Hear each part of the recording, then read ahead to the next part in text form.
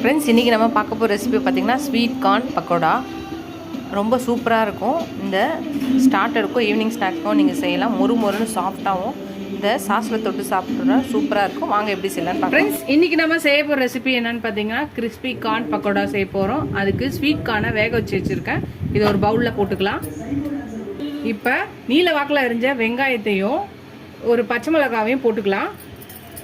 பெரிய சைஸில் 2 வெங்காயமும் ஒரு பச்சை மிளகாய் அரிஞ்சிருக்கேன், போட்டுக்கலாம். Red chilli powder 1 table spoon போட்டுக்கலாம். சீரகத்தூள் 1 ஸ்பூன் போட்டுக்கலாம். கரம் மசாலா 1 ஸ்பூன் போட்டுக்கலாம். மஞ்சத்தூள் 1/2 ஸ்பூன் போட்டுக்கலாம். பெருங்காயத்தூள் கொஞ்சம் 1 ஸ்பூன் போட்டுக்கலாம். இஞ்சி பூண்டு பேஸ்ட்டு 1 ஸ்பூன் போட்டுக்கலாம்.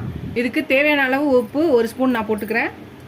பொடியாக நறுக்கின கருவேப்பிலை போட்டுக்கலாம். பொடியாக நறுக்கின கொத்தமல்லி போட்டுக்கலாம். 1 கப்பு கடலை மாவு போட்டுக்கலாம். அதே கப்பில் பாதி கப்பு அரிசி மாவு போட்டுக்கலாம். இப்போ எல்லாத்தையும் நல்லா மிக்ஸ் பண்ணிக்கலாம்.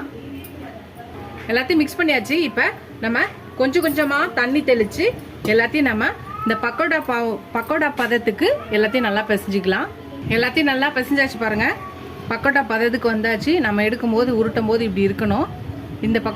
இந்த பதத்தில் இருந்தால் போதும். இப்போ நம்ம பக்கோடாவை போட்டுக்கலாம். எண்ணெய் வச்சாச்சு. கடாயில் நம்ம போட்டுக்கலாம். நல்லா ஒரு உருண்டை எடுத்து இந்த மாதிரி சூடான எண்ணெயில் போட்டுக்கலாம். எல்லாத்தையும் இதே மாதிரி எல்லாத்தையும் போட்டுக்கலாம். எல்லாத்தையும் போட்டாச்சு. இது வேகட்டும். வெந்தோடனே அப்படியே லைட்டாக உடனே நம்ம திருப்பி விட்டுறக்கூடாது. கொஞ்சம் நேரம் கழித்து அப்புறமா நம்ம திருப்பி விடலாம், இல்லைன்னா உடஞ்சிரும். இப்போ போட்டு ஒரு 2 நிமிஷம் ஆயிடுச்சு. இப்போ நம்ம எல்லாத்தையும் திருப்பி விடலாம். எல்லாத்தையும் திருப்பி விட்டாச்சு. நல்லா கோல்டன் ப்ரௌனாக 2 பக்கமும் வந்தோடனே நம்ம இதை எடுத்துடலாம். அவ்வளோதான், எல்லாம் கோல்டன் ப்ரௌன் ஆகிடுச்சு. எடுத்துடலாம். இப்போ எல்லாத்தையும் இதை பிளேட்டில் எடுத்துடலாம்.